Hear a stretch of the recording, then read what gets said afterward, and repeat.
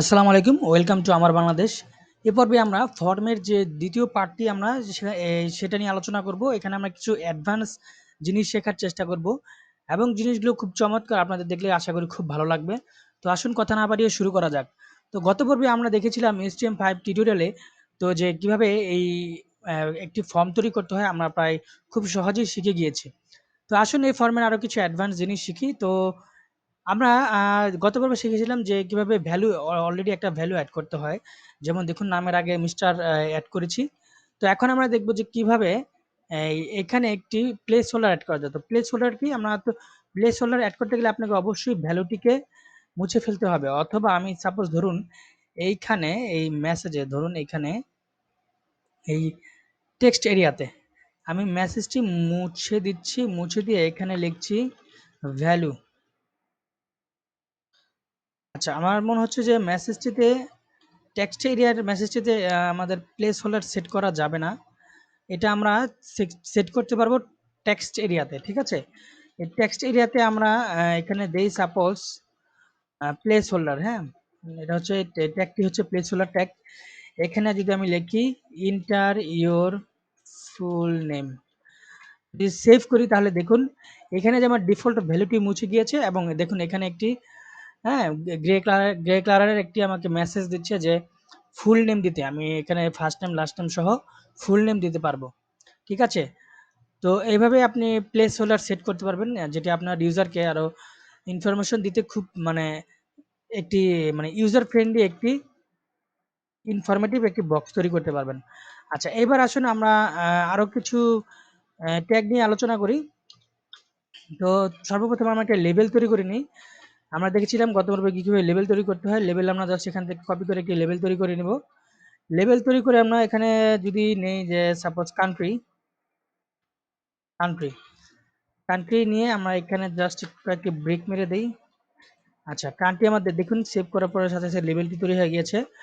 তারপর আমি inter press করে এখানে কিছু অপশন নেব, ঠিক আছে? তো কি অপশন? যেমন ধরুন একটি ট্যাগ প্রথমে আমাদের ব্যবহার করতে হবে, সেটি হচ্ছে সিলেক্ট ট্যাগ, হ্যাঁ? Select tag. তো এই সিলেক্ট ট্যাগটি আমি এখন ব্যবহার করব।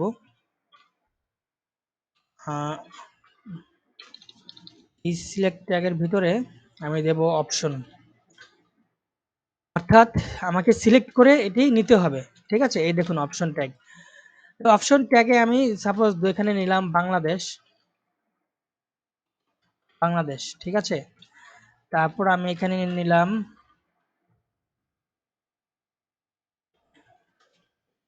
ইউনাইটেড স্টেট, তারপর নিলাম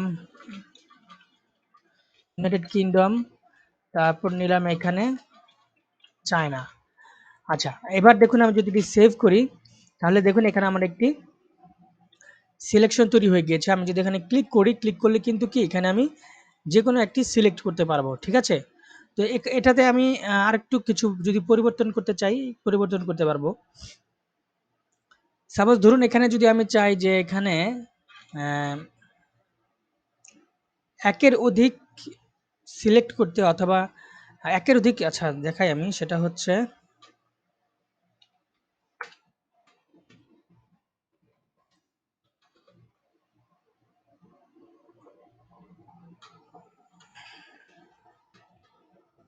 সাইজ, সাইজে গিয়ে আমি জাস্ট এখানে দেব টোটাল কান্ট্রি আছে 4টি। আমি সেভ করছি, দেখুন। এবার দেখুন এখানে কিন্তু আপনি একের অধিক কান্ট্রি অলরেডি দেখতে পাচ্ছেন। তবে এই লিস্টটা যদি অনেক লম্বা হতো তাহলে কিন্তু আমার এই সাইজটি কিন্তু প্রয়োজন হতো না। যেহেতু এই যে যে লিস্টটি ছোট, মাত্র 4টা কান্ট্রি, সেখানে কিন্তু আমি কি খুব সহজেই সিলেক্ট করতে পারছি। আচ্ছা, এবার আসুন আরেকটি আমরা দেখি আরেকটি প্রপার্টি, সেটা হচ্ছে মাল্টিপল, ঠিক আছে? মাল্টিপল জাস্ট এতটুকু লিখলেই চলবে।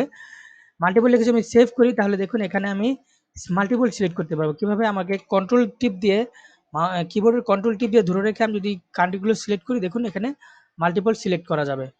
আর সিঙ্গেল ক্লিক করলে যে কোনো একটা কান্ট্রি সিলেক্ট হবে। আচ্ছা, এবার আসুন ভ্যালু। ভ্যালুটা আমরা কি করতে পারি? ভ্যালু যেমন সাপোজ ধরুন লেখা থাকছে এখানে বাংলাদেশ, কিন্তু আমি চাচ্ছি যে আমরা যে লেখাটা সাবমিট করার পর বাংলাদেশ লেখা আসবে না, এটা আসবে বিডি, ঠিক আছে? ইউনাইটেড স্টেট লেখা আসবে ইউএস, ইউনাইটেড কিংডমে লেখা থাকবে ইউকে, আর চায়নাতে লেখা থাকবে সিএইচ। হ্যাঁ, যদি সেভ করি তাহলে দেখুন এখানে তেমন একটা পরিবর্তন আপনারা দেখতে পাবেন না। ঠিক আছে? পরিবর্তন দেখতে পাবেন না, কিন্তু এটা যখন আপনার ইউজার এই লেখাটি সিলেক্ট করে, যখন কান্ট্রি সিলেক্ট করে সাবমিট করবে, তখন এই ভ্যালুগুলো সেখানে প্রবেশ করবে। তো আশা করি বুঝতে পেরেছেন এটি কিভাবে কাজ করে। তো দেখুন এটা আমরা একটি সিলেক্ট ট্যাগের ভিতরে এটি আবদ্ধ আমরা করেছি। ঠিক আছে? এই দেখুন সিলেক্ট ট্যাগের ভিতরে আবদ্ধ করে এটি অপশন আমরা তাকে দিয়ে দিয়েছি। হ্যাঁ? আচ্ছা। তো এরপরে দেখুন আমরা আরেকটি ব্যবহার দেখি, সেটা হচ্ছে এটি আমরা প্রথমে লেবেল নেই। লেবেল নিয়ে আমরা লিখি ডিস্ট্রিক্ট, অর্থাৎ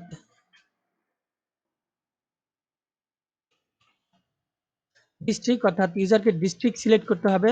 কিছু ব্রেক আমরা ব্যবহার করে নেই। যদি আমরা এরপরে সেভ করি তাহলে দেখুন এখানে ডিস্ট্রিক্ট লেভেলটি চলে এসেছে। ঠিক আছে? তারপর আমরা দেখব যে কিভাবে এগুলো অ্যাড করতে হয় ডিস্ট্রিক্ট। এর জন্য আমাকে অবশ্যই আগে সিলেক্ট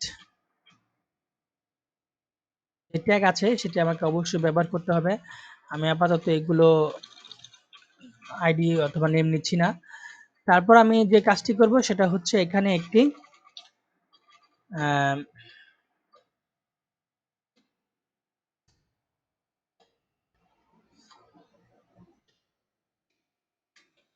অপশন গ্রুপ তৈরি করব। ঠিক আছে? তো ওই অপশন গ্রুপের কাজটা কি?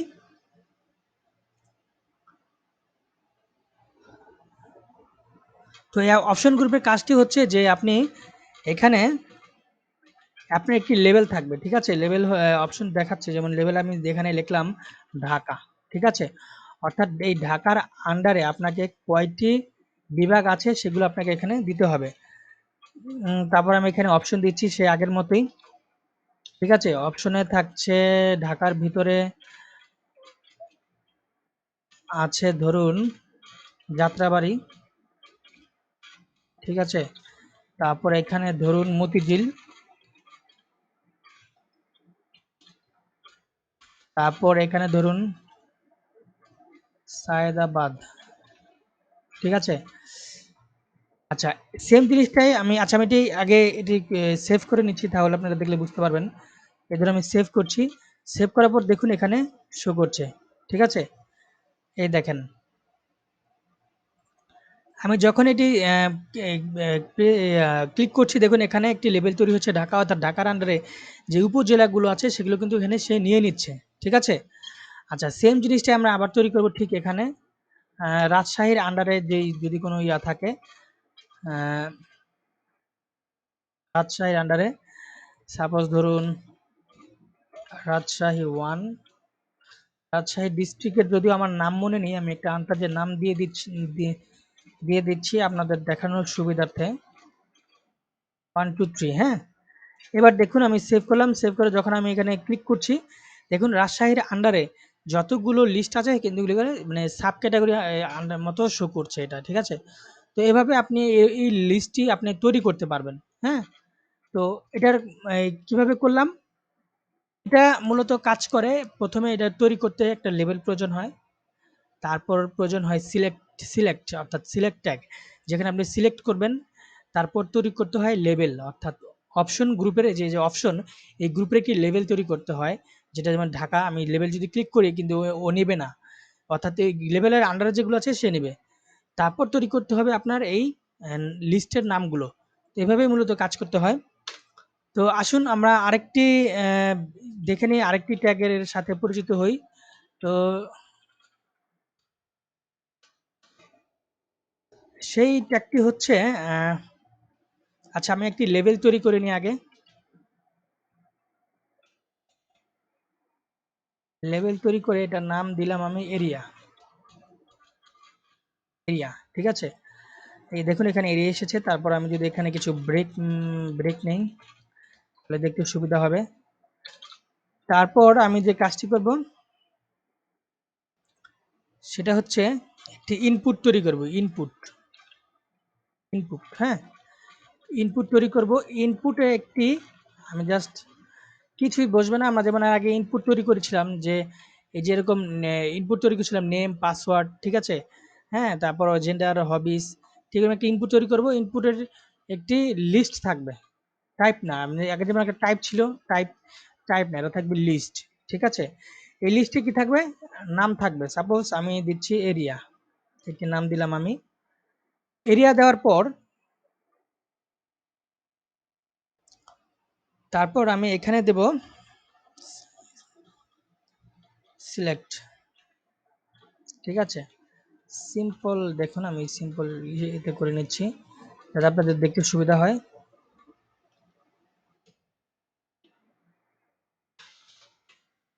ঠিক আছে? আচ্ছা, সরি, এটা সিলেক্ট হবে না, এটা হবে ডাটা লিস্ট। ডাটা লিস্ট, হ্যাঁ?